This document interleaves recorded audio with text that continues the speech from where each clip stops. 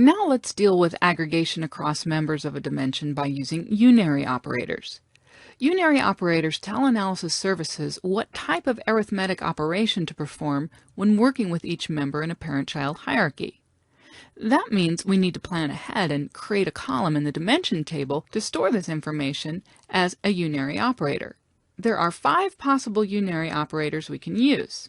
We'll see in the next demonstration the use of plus and minus and the tilde operator.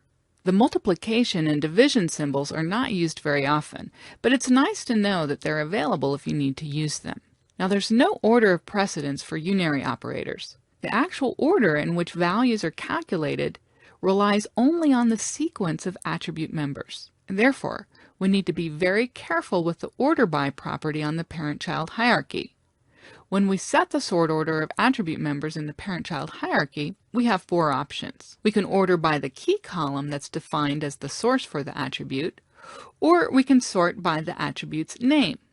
Of course, if the name column is not defined explicitly, Analysis Services uses the key column. Another option is to sort by another attribute in the same dimension, either the other attribute's key column or its name column. And it doesn't have to be a visible attribute, but it does need to appear in the dimension. For example, let's say that we want to sort accounts by an account number attribute. The account's parent-child hierarchy is an arrangement of the account key attribute. We need to make sure that a relationship exists between account and account number. It doesn't matter whether it's a rigid or flexible relationship, the relationship just needs to exist.